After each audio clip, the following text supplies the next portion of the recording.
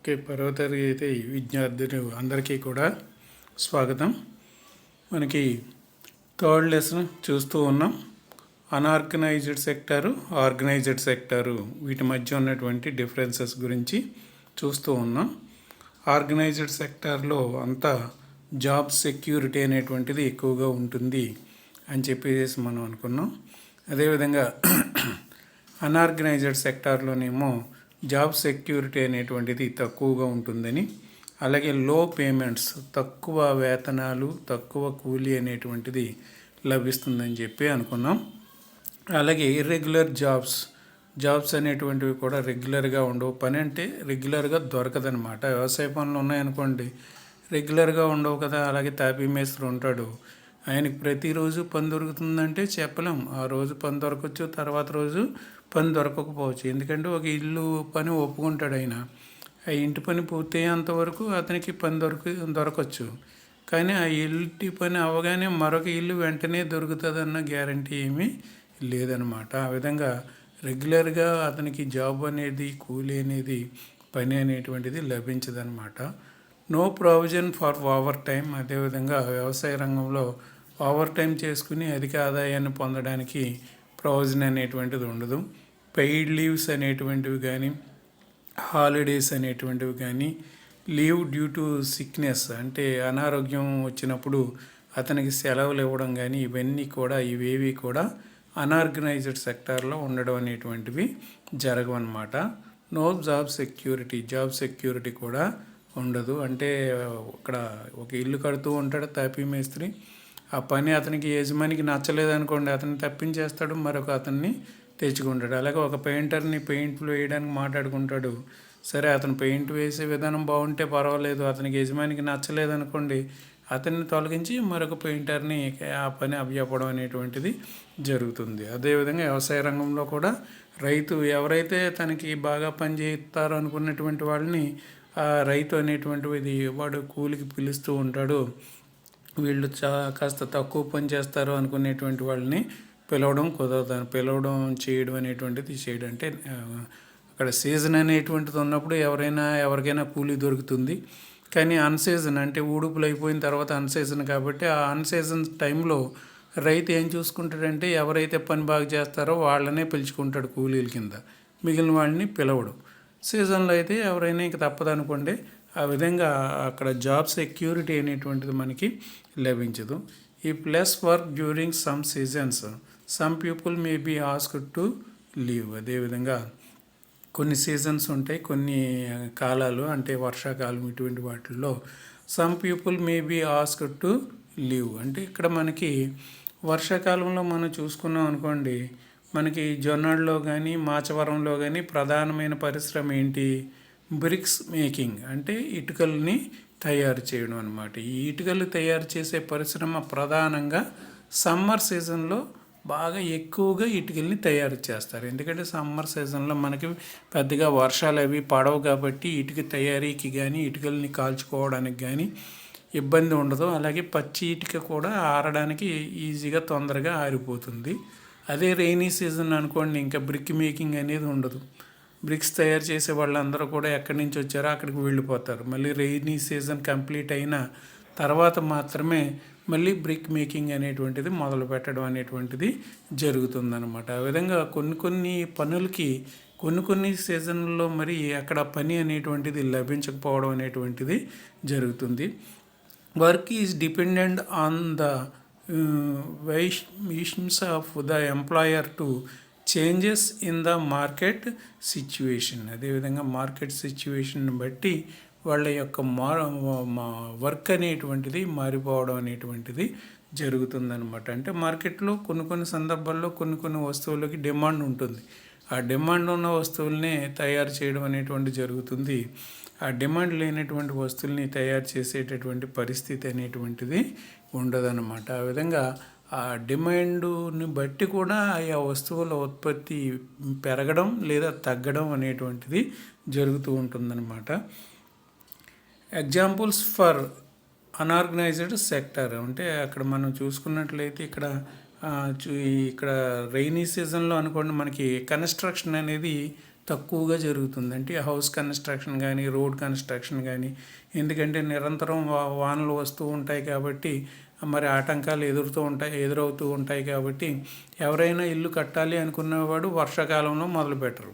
వర్షాకాలం కంప్లీట్ అయ్యి winter start అయిన తర్వాత ఇల్లు కట్టడం అనేటువంటి దాన్ని స్టార్ట్ చేస్తారు. ఎందుకంటే వింటర్ సీజన్లో కూడా చలిగా ఉంటుంది కానీ వర్షాలు పెద్దగా పడవు. తర్వాత సమ్మర్ వస్తుంది, ఆ టైంలోనూ వర్షాలు ఉండవు.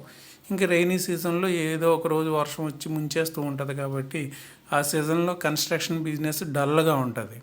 మిగిలిన వింటర్ సీజన్ కానీ సమ్మర్ సీజన్ కానీ బాగుంటుందన్నమాట.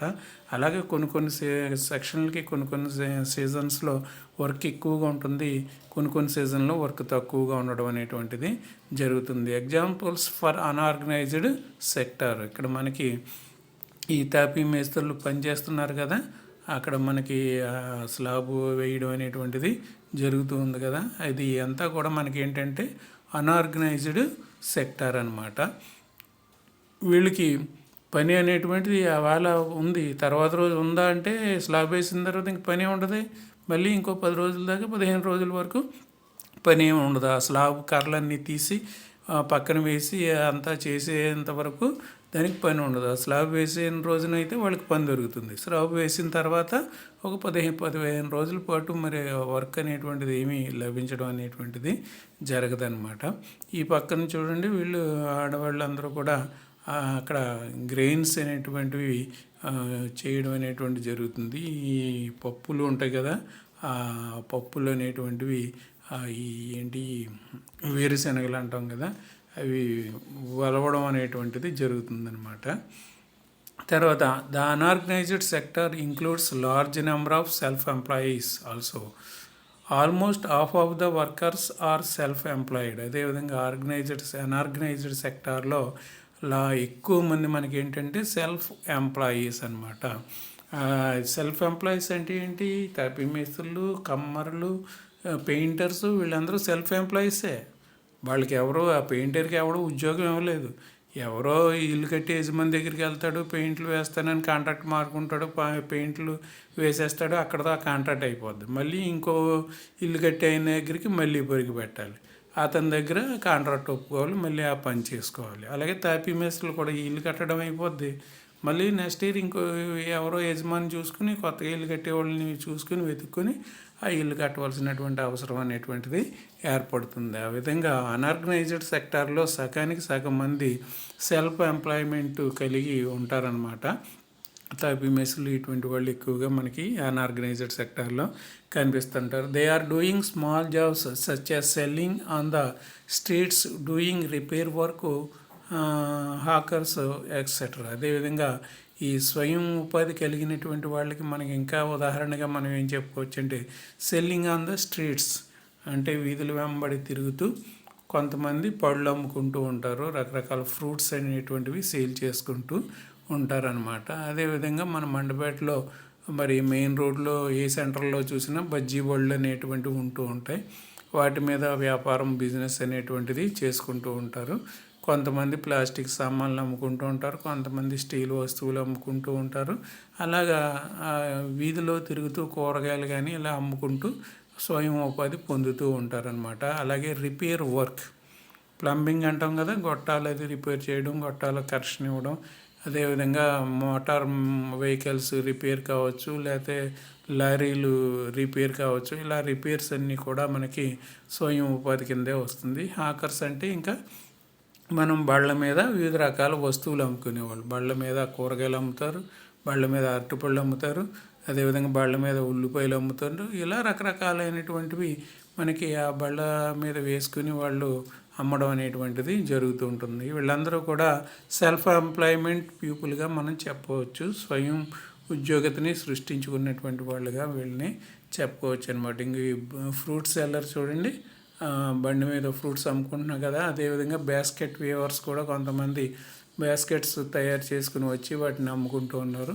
మరొకైనా డప్పులు తయారు చేసుకుని ఆ డప్పుల్ని అతను అమ్ముకోవడం అనేటువంటిది జరుగుతుంది. మరికొంతమంది ఏమో టాయ్స్, అంతమైనటువంటి టాయ్స్ని, బొమ్మల్ని తయారు చేసుకుని వచ్చి వాళ్ళు అమ్ముతూ ఉన్నారు. మరొక ఆవిడ గుడి దగ్గర కొబ్బరికాయలు, పూలు అవన్నీ కూడా ఆవిడ సేల్ చేసుకుంటూ ఆవిడ స్వయం ఉపాధిని ఆవిడ పొందడం అనేటువంటిది జరుగుతుందన్నమాట. ఈ విధంగా ఎవరికి వాళ్ళు స్వయం ఉపాధిని, అందరికీ ఉద్యోగాలు రావు కాబట్టి ప్రైవేటు గవర్నమెంట్ అందరికీ ఉద్యోగాలు వచ్చే ఇది మన భారతదేశంలో లేదు కాబట్టి వాళ్ళు స్వయంగా ఏదో ఒక పని చేసుకుంటూ స్వయం ఉపాధిని పొందడం అనేటువంటిది జరుగుతుందన్నమాట.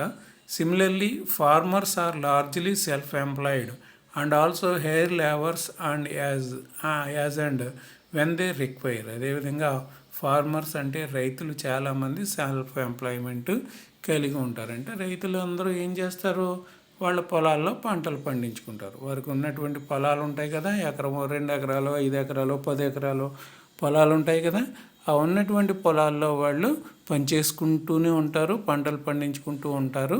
అదేవిధంగా వాళ్ళు ఆ 5 ఎకరాల పొలాన్ని వాళ్ళే పని చేయలేరు కాబట్టి మరి కొంతమంది లేబరర్స్ని అంటే కూలీలను కూడా వాళ్ళను నియమించుకుని అక్కడ ఆ ప్రొడక్షన్ అనేటువంటిది చేయడం అనేటువంటిది జరుగుతుందన్నమాట. అలాగే రైతులందరూ కూడా సెల్ఫ్ ఎంప్లాయిడ్ పర్సన్స్గానే మనం చెప్పుకోవచ్చు.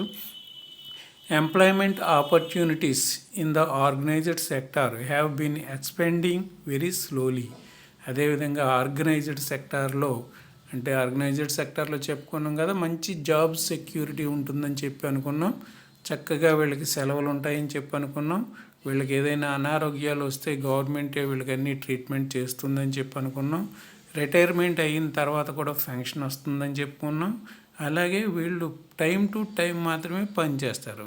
టీచర్స్ ఉన్నారు, ఉదయం అసెంబ్లీ టైంకి స్కూల్కి వస్తారు, మళ్ళీ ఈవినింగ్ అసెంబ్లీ అవగానే స్కూల్ నుంచి వెళ్ళిపోవడం అనేటువంటిది జరుగుతుందన్నమాట. ఆ విధంగా ఈ ఎంప్లాయ్మెంట్ ఆర్గనైజ్డ్ సెక్టార్లో తక్కువగా పెరుగుతుందన్నమాట. ఎక్కువగా ఉద్యోగ అవకాశాలు ఇందులో లేవు. As a result large number of workers enter the unorganised sector jobs which pay a very low salary. Organised సెక్టార్లో జాబ్ దొరికిన వాళ్ళందరూ కూడా అన్ఆర్గనైజ్డ్ సెక్టార్కి రావడం అనేటువంటిది జరుగుతుంది. సో అందువల్ల ఏంటి, అన్ఆర్గనైజ్డ్ సెక్టార్లకు రావడం వల్ల మనకి ఏంటంటే మెయిన్ ప్రాబ్లం ఆదాయం అనేటువంటిది చాలా తక్కువగా ఉంటుంది.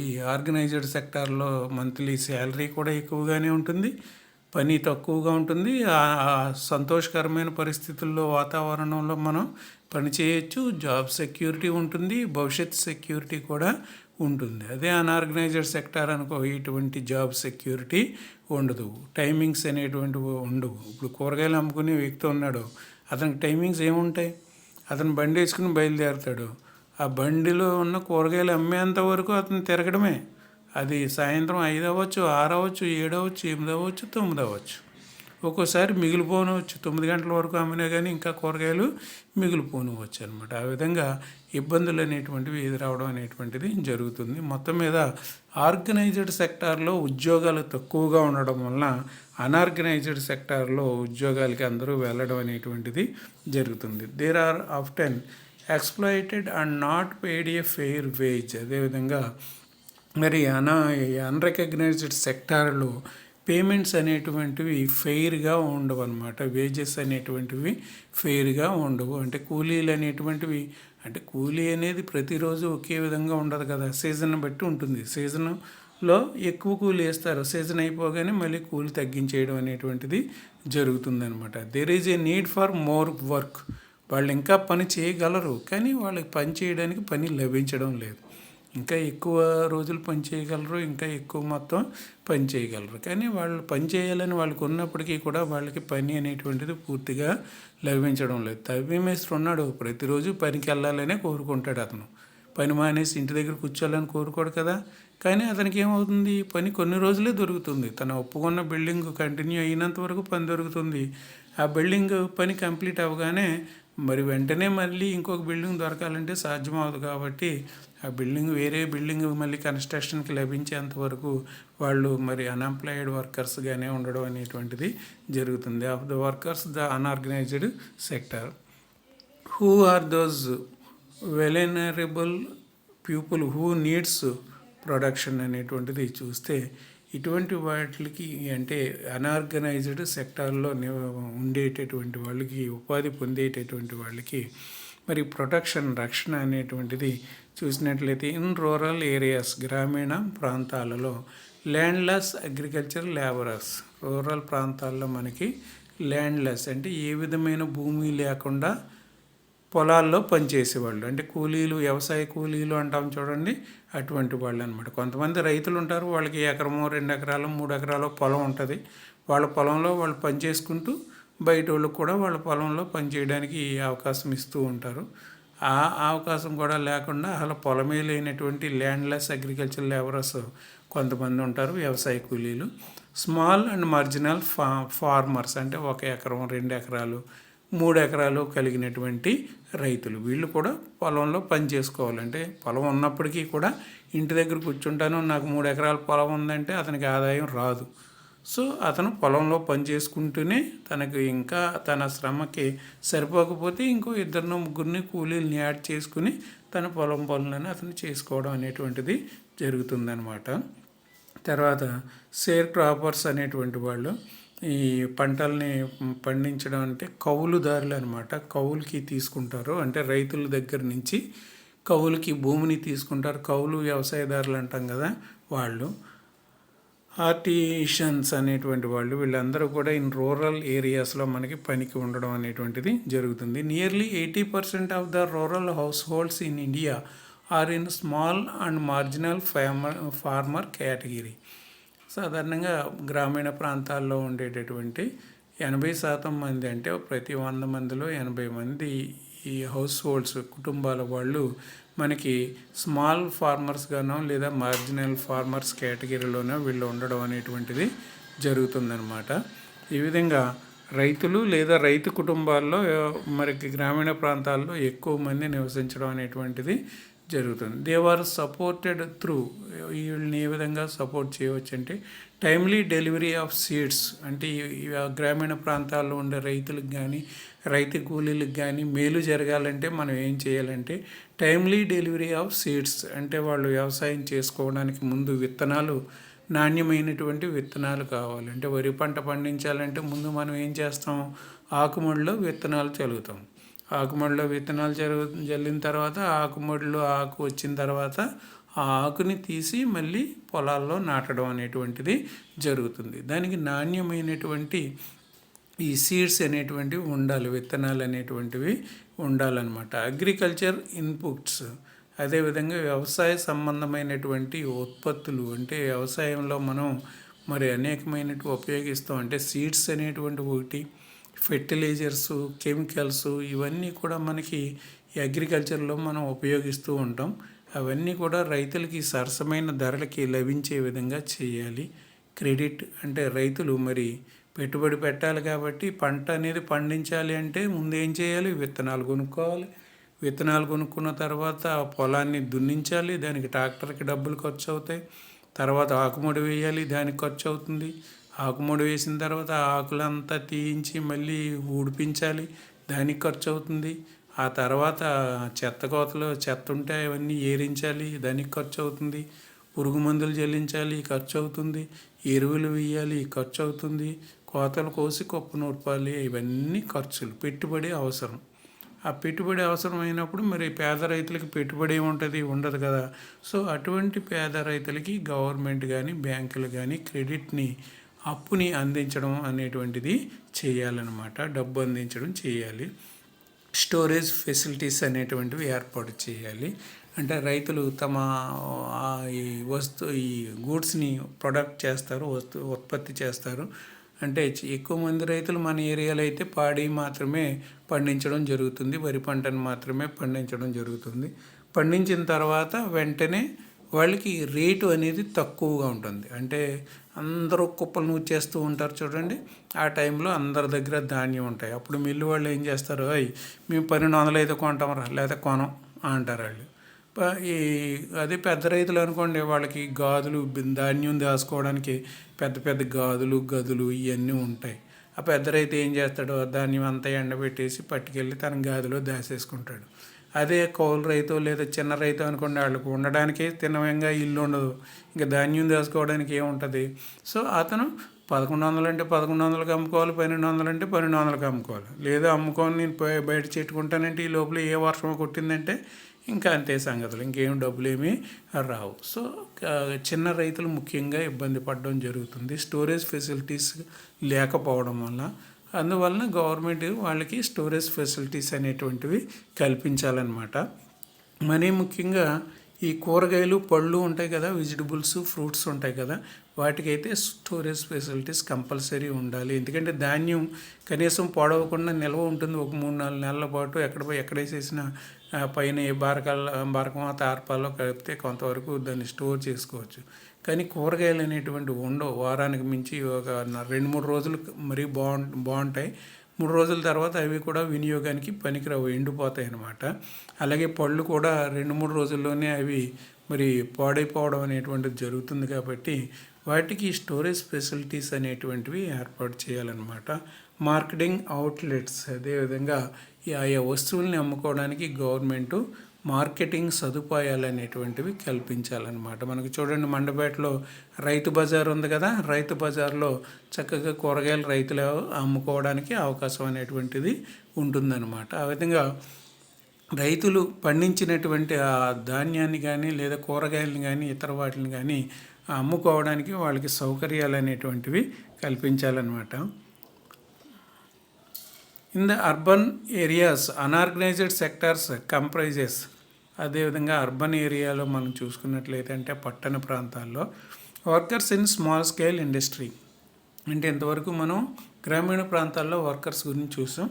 ఇప్పుడు టౌన్లో ఉన్న వాళ్ళని చూస్తే workers in small scale industry అంటే చిన్న తరహా పరిశ్రమలలో వాళ్ళు ఎక్కువగా పనిచేయడం అనేటువంటిది జరుగుతూ ఉంటుందన్నమాట.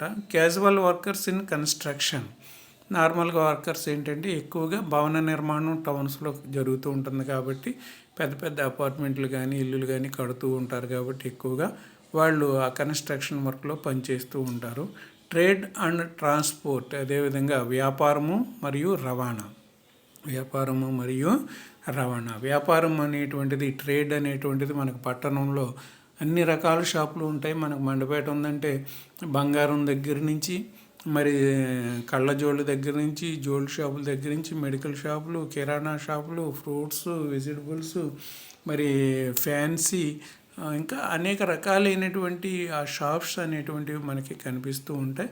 ఆ షాప్స్లో మరి అనేక మంది మరి పనిచేయడం అనేటువంటిది జరుగుతుందన్నమాట. ఆ బాయ్స్ కింద ఆ గూడ్స్ని తీసుకొచ్చి ఇవ్వడానికి బాయ్స్ కింద వాళ్ళు పనిచేస్తూ ఉంటారు.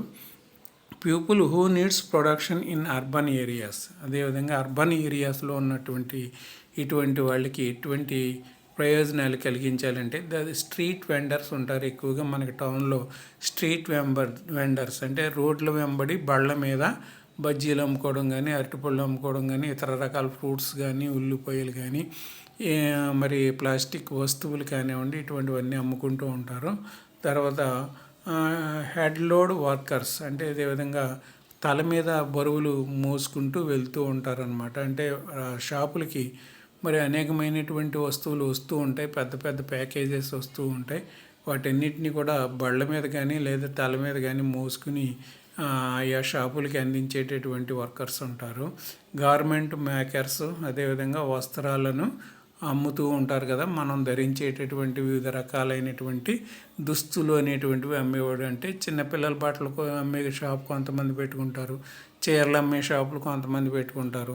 అదేవిధంగా డెకరేటివ్ వస్తువులు అంటే అది చీరల మీద అది డార్నింగ్ అది చేసుకుంటూ ఉంటారు కదా, అటువంటి డెకరేటివ్ వస్తువులు అమ్ముకునే షాపులు కొంతమంది పెట్టుకోవడం అనేటువంటిది జరుగుతుంది. అదేవిధంగా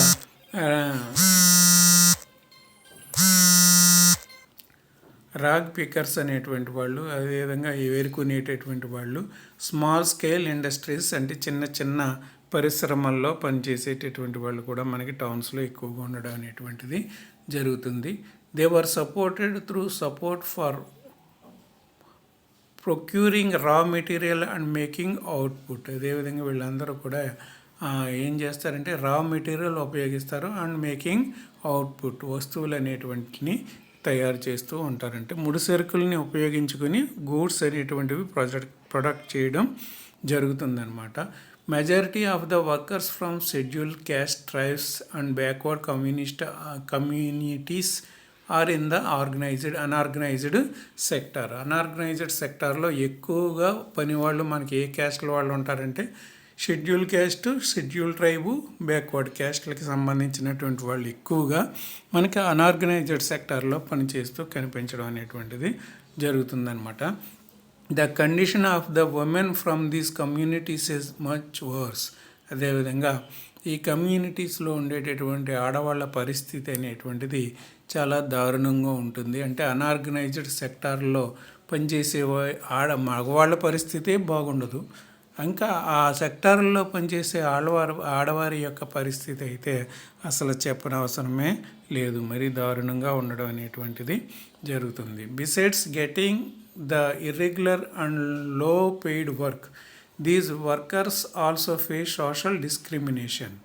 అదేవిధంగా వీళ్ళందరూ కూడా లో పెయిడ్ వర్క్, చాలా తక్కువ వేతనానికి వాళ్ళు పనిచేస్తూ ఉంటారు. ఆల్రెడీ ఆల్సో సోషల్ డిస్క్రిమినేషన్ అంటే సాంఘిక వివక్షత అనేటువంటిది వీళ్ళ మీద ఎక్కువ మంది చూపిస్తూ ఉంటారనమాట. చాలామంది తక్కువ కులవాడనో లేకపోతే పేదవాడనో వాళ్ళని అవమానిస్తూ లేదా తక్కువగా చూస్తూ ఉంటారనమాట. సోషల్ డిస్క్రిమినేషన్ అనేటువంటిది కూడా మనకి కనిపిస్తూ ఉంటుంది. Contribution of organised and unorganised sectors, అంటే ఆర్గనైజ్డ్ సెక్టారు, అన్ఆర్గనైజ్డ్ సెక్టార్ యొక్క కంట్రిబ్యూషన్ మనం చూసినట్లయితే ఎంప్లాయ్మెంట్ మనం ఆల్రెడీ చెప్పుకున్నాం. ప్రతి 100 మందిలో కేవలం 8% మాత్రమే ఆర్గనైజ్డ్ సెక్టార్లో ఉన్నారని, తర్వాత మరి 92% అన్ఆర్గనైజ్డ్ సెక్టార్లో మిగతా వాళ్ళు పనిచేస్తూ ఉన్నారని చెప్పి అనుకున్నాం. అంటే ప్రతి 100 మందిలోనూ 8 ఆర్గనైజ్డ్ సెక్టార్లో ఉన్నారు, 92 మంది అన్ఆర్గనైజ్డ్ సెక్టార్లో ఉన్నారనమాట. అయితే ఇక్కడ మనం గ్రాస్ డొమెస్టిక్ ప్రోడక్ట్ చూసినట్లయితే, జీడిపి చూసినట్లయితే ఈ 8 మంది 50 రూపాయలు సంపాదిస్తున్నారు. ఈ 8 ఎంత సంపాదించేస్తున్నారు? హాఫ్ ఆఫ్ ద జీడిపిని ఈ 8 సంపాదించేస్తున్నారు. మిగిలిన 92 మంది కలిసి 50 రూపీస్ సంపాదిస్తున్నారు. ఈ 8 అంటే ఆర్గనైజ్డ్ సెక్టార్లో ఉన్న 8 50 రూపీస్ సంపాదిస్తుంటే, అన్ఆర్గనైజ్డ్ సెక్టార్లో ఉన్న 92 మెంబర్స్ అందరూ కలిపి 50 రూపీస్ అనేటువంటి సంపాదించడం అనేటువంటిది జరుగుతుందన్నమాట. దీన్ని బట్టి మనకు అర్థమవుతుంది ఆర్గనైజ్డ్ సెక్టార్కి అన్ఆర్గనైజ్డ్ సెక్టార్కి ఎంత డిఫరెన్స్ ఉంది అనేటువంటిది మనకు అర్థమవుతుంది. కాబట్టి స్టూడెంట్స్ అందరూ మీరు కూడా ఆర్గనైజ్డ్ సెక్టార్లో మీరు ఉద్యోగం సంపాదించుకునే ప్రయత్నం చేయండి. ఆ విధంగా ఆర్గనైజ్డ్ సెక్టార్లో మీరు ఉద్యోగం సంపాదించుకోవాలి అంటే మీరు ఇప్పటి నుంచే కష్టపడి, కష్టం అనుకోకుండా, చదువుని కష్టం అనుకోకుండా ఇష్టపడి చదివినట్లయితే మీరు చక్కగా చదువులో ముందుకు వెళ్ళి తప్పనిసరిగా ఏదో ఒక మంచి ఉద్యోగాన్ని ఆర్గనైజ్డ్ సెక్టార్లో సంపాదించుకోగలుగుతారు. ఆర్గనైజ్డ్ సెక్టార్లో మీరు సంపాదించుకుంటే మీ కుటుంబం అంతా సంతోషంగా ఆనందంగా జీవించవచ్చు అన్నమాట. తక్కువ కష్టం, ఎక్కువ వేతనం, ఎక్కువ సంతోషం. తక్కువ కష్టం, ఎక్కువ వేతనం, ఎక్కువ సంతోషం మనకి ఆర్గనైజ్డ్ సెక్టార్లో ఉంటుంది. కాబట్టి దానికి ఒకటే మనం చేయవలసింది చక్కగా చదువుకోవడం, మంచిగా చదువుకొని జ్ఞానాన్ని పెంపొందించుకోవడం. ఓకే, ఆ జ్ఞానాన్ని పెంపొందించుకోవడం వల్లే కదా వాళ్ళందరూ ఉద్యోగ పరీక్షల్లో రాసి మంచి ఉద్యోగాలు సంపాదించుకున్నారు. సో మనం కూడా అదే మంచి ఉద్యోగాలు మనకి కూడా రావాలి అంటే మనం కూడా చక్కగా చదువుకోవాలన్నమాట. చక్కగా చదువుకుని ఆర్గనైజ్డ్ సెక్టార్లో జాబుని మనం సంపాదించుకుంటే మన కుటుంబంలో మన అందరిలో కూడా మన సోషల్ స్టేటస్ కూడా పెరుగుతుందన్నమాట. మన సామాజిక స్థాయి కూడా పెరుగుతుంది. అంటే కూలి పని చేసుకునేవాడికి అదేవిధంగా స్కూల్లో టీచర్కి గౌరవంలో తేడా ఉంటుంది కదా. ఊళ్ళో వాళ్ళందరూ టీచర్ గారు అనగానే మాస్టర్ అండి, నమస్కారం అండి అంటారు. అదే కూలి పని చేసుకునే వాళ్ళు అనుకోండి, ఒరే ఎంకన్నా ఇలా రారా అని పిలుస్తారు. అదే మాస్టర్ అయితే అలా పిలుస్తారు, మేటర్ ఇలా రా అంటారా? అనరు కదా, మాస్టర్ ఇలా రండి అని అడుగుతారు, గౌరవంగా పిలుస్తారు. సో ఆ విధంగా ఆర్గనైజ్డ్ సెక్టార్లో మనకి సుఖం ఉంటుంది, సంతోషం ఉంటుంది, మంచి ఆదాయం ఉంటుంది, మంచి గౌరవం కూడా ఉంటుందన్నమాట. అదే అన్ఆర్గనైజ్డ్ సెక్టార్ అనుకోండి, మనకి చాలా కష్టంతో కూడుకున్న పనులు ఉంటాయి, తక్కువ ఆదాయం ఉంటుంది, సోషల్ స్టేటస్ తక్కువగా ఉంటుంది. సో ఇటువంటి ప్రాబ్లంలన్నీ మనకి అన్ఆర్గనైజ్డ్ సెక్టార్లో ఉంటాయన్నమాట. What are your observations from the above table? పై టేబుల్ నుంచి మీరు ఏం అబ్జర్వ్ చేశారనేది చూసినట్లయితే ఆల్రెడీ అనుకున్నాం కదా మనం, ప్రతి 100 మందిలో కేవలం 8 ఆర్గనైజ్డ్ సెక్టార్లో ఉన్నప్పటికీ వాళ్ళు ప్రతి 100 రూపాయల్లో 50 రూపాయలు వాళ్ళే సంపాదించేస్తున్నారు. ఆ 50 రూపాయలని వాళ్ళే పట్టుకుపోతున్నారు. 8 మంది 50 రూపాయలు అంటే మన దేశ ఆదాయం 100 రూపాయలు అనుకుంటే ఈ 8 50 రూపాయలు పట్టుకుపోతున్నారు. మిగిలిన 92 మంది మిగిలిన 50 రూపాయలని పంచుకుంటున్నారు. వాడికి 1 రూపాయి కూడా రావట్లేదు. 92 మందికి 1 రూపాయికి కనీసం ఒక్కొక్క రూపాయి ఆదాయం కూడా రావటం లేదు. ఆ విధంగా అన్ఆర్గనైజ్డ్ సెక్టార్కి ఆర్గనైజ్డ్ సెక్టార్కి చాలా డిఫరెన్స్ ఉందని మనకి అర్థమవుతుంది. How to create more and better conditions of employment? అదేవిధంగా ఇంకా ఎక్కువ ఉద్యోగాల్ని సృష్టించడానికి లేదా ఉద్యోగ వాతావరణాన్ని సృష్టించడానికి మరి బెటర్ కండిషన్స్ని మనం ఏ విధంగా క్రియేట్ చేయాలి అనేటువంటిది చూసినట్లయితే, take the case of Gayatri which you read in the text book. మనకి టెక్స్ట్ బుక్లో గాయత్రి గురించి ఇదే పాఠంలో ఒక చిన్న స్టోరీ లాగా మనకి ఇవ్వడం అనేటువంటిది జరిగిందనమాట. Government can spend some money are banks can provide a loan to construct a wall for a well for irrigation. అదేవిధంగా ఇరిగేషన్ కోసం ఈ గౌరీ అనేటువంటి అమ్మాయికి కొద్దిగా గాయత్రి అనేటువంటి అమ్మాయి ఉంది.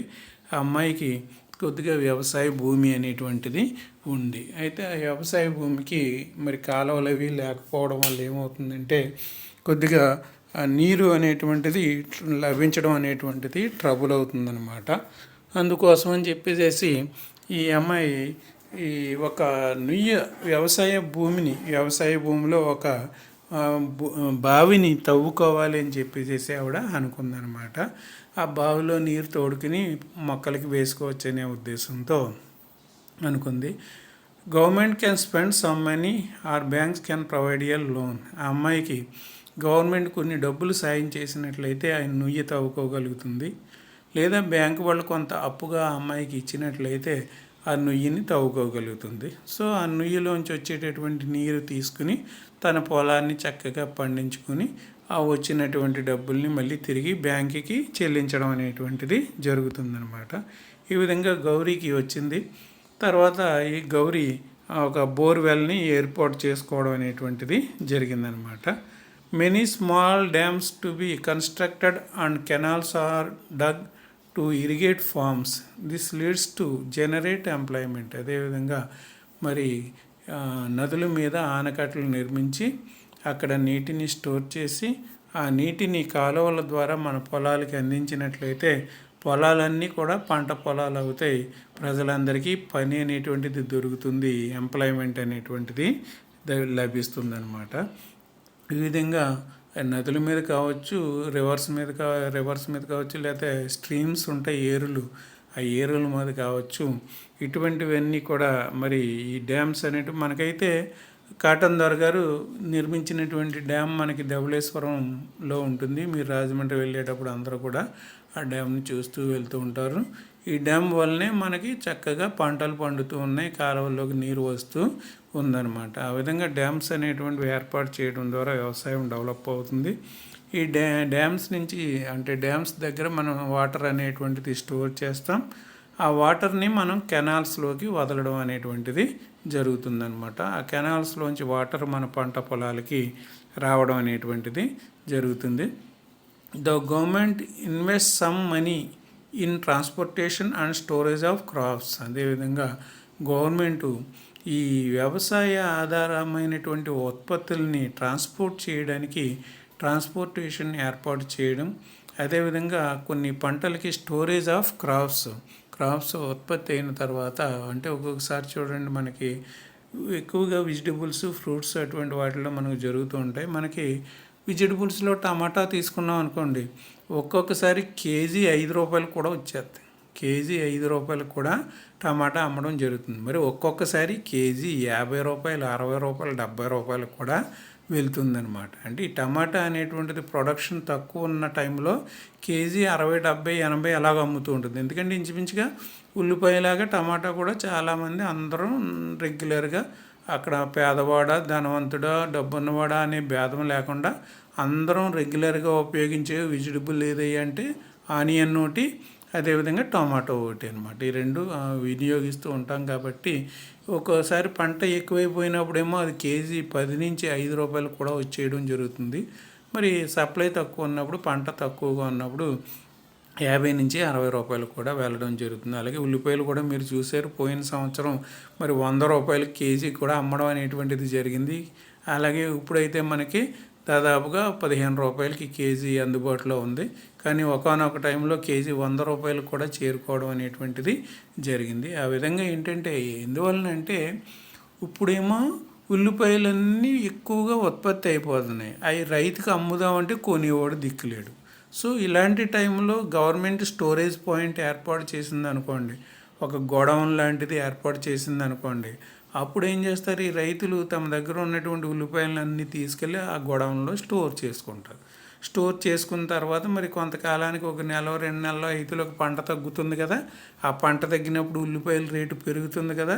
సో ఆ పెరిగినటువంటి టైంలో ఈ గోడౌన్లో స్టోర్ చేసుకున్న ఉల్లిపాయలను అమ్ముకుంటే లాభాలు పొందడం అనేటువంటిది జరుగుతుందన్నమాట. ఆ విధంగా గవర్నమెంట్ అనేటువంటిది రైతులు ఉత్పత్తి చేసినటువంటి ఆ వ్యవసాయ ఆధారమైనటువంటి ఆ పంటలకి మరి ట్రాన్స్పోర్టేషన్ అనేటువంటిది ఏర్పాటు చేయాలి. అంటే ఒక చోట నుంచి మరొక చోటకి తరలించాలి అంటే చాలా ఖర్చు అవుతుందండి. ఉల్లిపాయలు కానీ, ధాన్యం కానీ, బియ్యం కానీ ఇవన్నీ బరువుగా ఉంటాయి.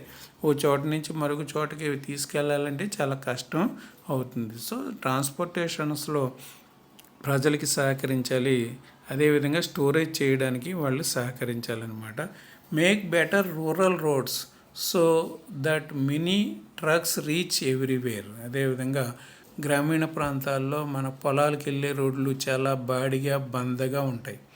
ఆ బాడిగా బందగా గోతులుగా ఉన్నటువంటి రోడ్లలో మరి ఆ ట్రాక్టర్స్ అనేటువంటివి పొలాల్లోకి వెళ్ళి ఆ బస్తాలని తీసుకురావడం చాలా కష్టం అవుతుంది. కాబట్టి అటువంటి రోడ్లన్నింటినీ బాగు చేయించవలసినటువంటి అవసరం ఏర్పడుతుందన్నమాట. This activity can provide employment not only to farmers but also to people in transport and trade sectors. అదేవిధంగా మనకి రోడ్లన్నీ చక్కగా బాగా ఉన్నాయనుకోండి, మరి ఆటో వాళ్ళు అందరూ కూడా ఆ రోడ్లో వెళ్ళడానికి ఇష్టపడతారు. ఆ రోడ్డు అనేది బాగాలేదనుకోండి, ఆటో వాడిని పిలిచి అమ్మో నేను రానండి బాబు, అవన్నీ గోతుల రోడ్డు, రావాలంటే నా వల్ల కాదండి అంటాడు. సో కూడదు రావాలయ్యా బాబు అంటే సరే అయితే 1000 రూపాయలు ఇవ్వండి, 1500 ఇవ్వండి, అలాగైతేనే వస్తాను, లేకపోతే రాను అంటాడు అతను. సో రోడ్లు అనేటువంటివి బాగున్నప్పుడు ఏమవుతుందంటే ట్రాన్స్పోర్ట్ అనేటువంటిది డెవలప్ అవుతుందన్నమాట. లారీలు, ఆటోలు, ట్రాక్టర్లు కొని నడుపుకునే వారి యొక్క సంఖ్య పెరుగుతుందన్నమాట. ఆ విధంగా సెల్ఫ్ ఎంప్లాయ్మెంట్ అనేటువంటిది జనరేట్ అవుతుంది. ఈ విధంగా ఈ రోడ్స్ అనేటువంటివి కరెక్ట్గా ఉన్నప్పుడు, నీట్గా ఏ గోతులు లేకుండా కరెక్ట్గా ఉన్నప్పుడు చాలామంది వాహనాల ద్వారా ఆ రోడ్ల మీద ప్రయాణించడానికి ముందుకు వెళ్ళడం అనేటువంటిది జరుగుతుందన్నమాట. Chief agriculture credit to the farmers for farming. అదేవిధంగా వ్యవసాయదారులకి తక్కువ వడ్డీకి రుణాలు అందించాలన్నమాట. కోఆపరేటివ్ బ్యాంక్స్ ఉంటాయి కదా, గ్రామాల్లో సహకార సంఘాలు ఉంటాయి. ఆ సహకార సంఘాల ద్వారా ప్రభుత్వం పూర్తి ఉచితంగా 0 వడ్డీకే మనకి ఇప్పుడు రుణాలు అనేటువంటివి అందించడం అనేటువంటిది జరుగుతుందన్నమాట. Promotions of local industries and services. Example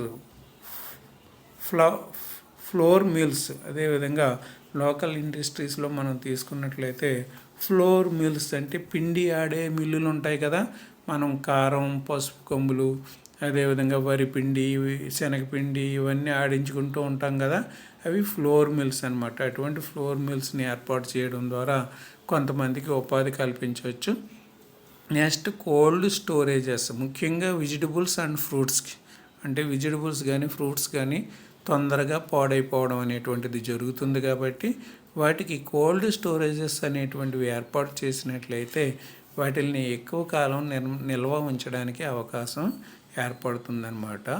honey collections centres. అదేవిధంగా తేనె అనేటువంటిది మనకి ఎక్కువగా అడవులు అనేటువంటివి ఉన్న ప్లేసుల్లో మనకి రంపచోడవరం కానీ మారేడుమిల్లి కానీ ఇటువంటి ఏరియాల్లో మనకి ఎక్కువగా అడవులు ఉంటాయి కాబట్టి ఆ అడవుల్లో నివసించే గిరిజనులు ఈ హనీ అనేటువంటిది, తేనె అనేటువంటిది ఆ అడవుల్లోకి వెళ్ళి తీసుకుని వస్తూ ఉంటారు.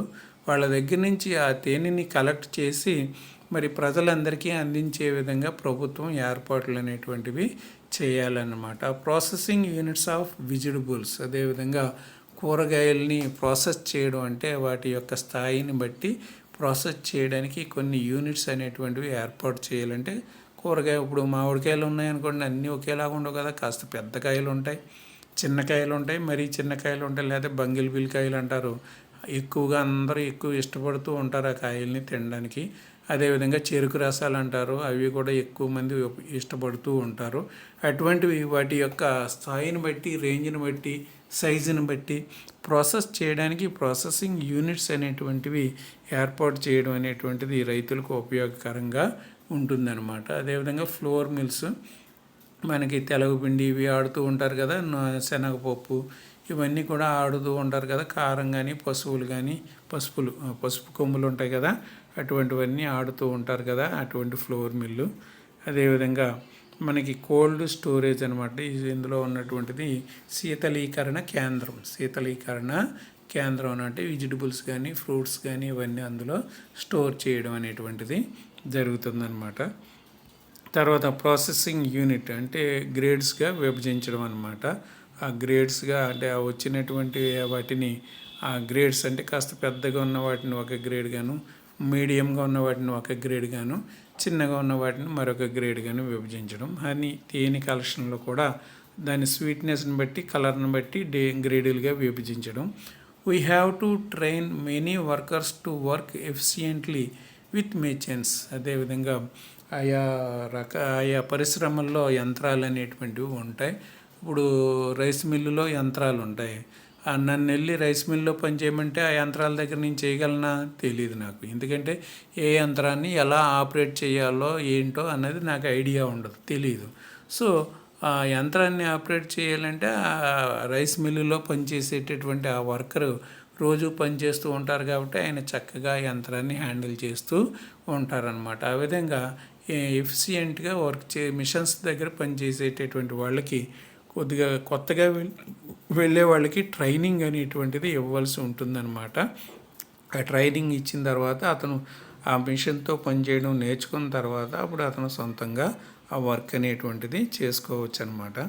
అదేవిధంగా ఇక్కడ వైండింగ్ ఇది ఉంది చూడండి, మోటార్స్కి వైండింగ్ కడుతూ ఉంటారు కదా. చాలామంది షాపులు పెట్టుకుని మన పొలంలో మోటార్లు కాలిపోతుంటాయి. ఒక్కోసారి ఫ్యాన్ కూడా వైండింగ్ కాలిపోతూ ఉంటుంది. ఇటువంటివన్నీ కూడా కట్టడానికి కొంతమంది షాప్ పెట్టుకుని, రిపేర్ షాప్ పెట్టుకుని బైండింగ్ పనులు అది చేస్తూ ఉంటారు కదా, అటువంటిది అనమాట. We should invest in many industries in both rural and semi urban areas so that we are able to produce many more goods and services. అదేవిధంగా మనం అనేకమైనటువంటి పరిశ్రమల్ని ఏర్పాటు చేయాలి. అది అర్బన్ ఏరియాస్లోను, రూరల్ ఏరియాస్లోను అన్నింటిలో కూడా పరిశ్రమలు ఏర్పాటు చేస్తే ఆ పరిశ్రమల్లో పనిచేసే ఉద్యోగుల యొక్క సంఖ్య పెరుగుతుంది. అక్కడి నుంచి వస్తువులు ఉత్పత్తి అవుతాయి. ఆ వస్తువుల్ని తీసుకెళ్ళి ట్రాన్స్పోర్ట్ చేసుకునే వాళ్ళకి అవకాశాలు ఏర్పడతాయి. వాటిని మళ్ళీ టౌన్స్లోనే ఇంకో చోట అమ్ముకునే వాళ్ళకి, షాపుల వాళ్ళకి కూడా అవకాశాలు ఏర్పడతాయి అన్నమాట.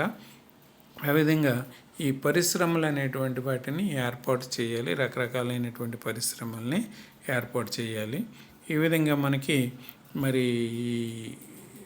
ఎంప్లాయ్మెంట్ అనేటువంటిది, ప్రొడక్షన్ అండ్ ఎంప్లాయ్మెంట్ అనేటువంటి లెసన్లో మనం అన్నింటినీ వివరంగా కూలంకుషంగా తెలుసుకోవడం అనేటువంటి జరిగింది. ఈ పవర్ పాయింట్ ప్రజెంటేషన్ని శ్రీజయ మాnem గారు జెడ్పీ హై స్కూల్ రాజానగరం, ఇప్పుడైతే మనకి కేశవరం హై స్కూల్లో కూడా పనిచేస్తూ ఉన్నారనమాట. ఆవిడ ఈ పవర్ పాయింట్ ప్రజెంటేషన్ని ఆ మేడం గారు తయారు చేయడం అనేటువంటిది జరిగింది. సో మీ అందరికీ కూడా ఈ పాఠ్యాంశం చక్కగా అర్థమైందని నేను ఆశిస్తాను. కొద్దిగా లెంగ్తీ లెసన్ ఇది, బాగా విశాలంగా, ఇంకా మనం క్లాసులో అయితే ఇంచుమించుగా 2 వారాలు చెప్పుకోవాలి ఈ లెసన్ని. మీకు ఫోన్లో కాబట్టి ఒక వారంలోనే కంప్లీట్ అయిపోయింది, కానీ అదే మనం క్లాసులో చెప్పుకునేటట్టయితే కంపల్సరీ 2 వీక్స్ మనకి ఈ లెసన్ డ్యూరేషన్ తీసుకుంటుంది. సో ఎనీవే మీ అందరికీ అర్థమైందని నేను ఆశిస్తున్నాను. ఒకవేళ ఏదైనా విషయంలో డౌట్స్ ఉన్నటువంటి వాళ్ళు తప్పనిసరిగా నన్ను అడగచ్చు, డౌట్ క్లారిఫై చేసుకోవచ్చు. అదేవిధంగా ఈ మధ్యకాలంలో మరి అందరు టీచర్లు ఏదో ఒకటి పెట్టడం వలన ఏంటో కొంత వ్యూస్ తగ్గుతున్నారు. ఇంతకుముందు బాగా ఉత్సాహంగా ఎక్కువ మంది చూసేవారు. యూట్యూబ్ వ్యూస్ నేను రోజు చూస్తున్నాను. ఈ మధ్యకాలంలో 2-3 రోజులకు కానీ మీరు పెట్టిన తర్వాత చూడడం లేదు. అందరూ కూడా తప్పనిసరిగా ఈ లెసన్స్ని ఏ రోజుదే ఆ రోజే కంప్లీట్గా చూడడం, అవగాహన చేసుకోవడం అనేటువంటిది ముఖ్యం. కాబట్టి అందరూ చక్కగా ఈ పాఠ్యాంశాన్ని అవగాహన చేసుకుంటారని ఆశిస్తున్నాను. తర్వాత మరొక అంశంతో మరీ కలుద్దాం. రేపు మళ్ళీ గూగుల్ ఫామ్లో మనకి ఒక టెస్ట్ని దీని మీద అప్లోడ్ చేస్తాను. ఆ టెస్ట్ అందరూ కూడా ఆన్సర్స్ రాసి స్క్రీన్ షాట్ తీసి నాకు మళ్ళీ పంపించవలసిందిగా కోరుతున్నాను. ఓకే, సెలవు తీసుకుంటాను. బాయ్.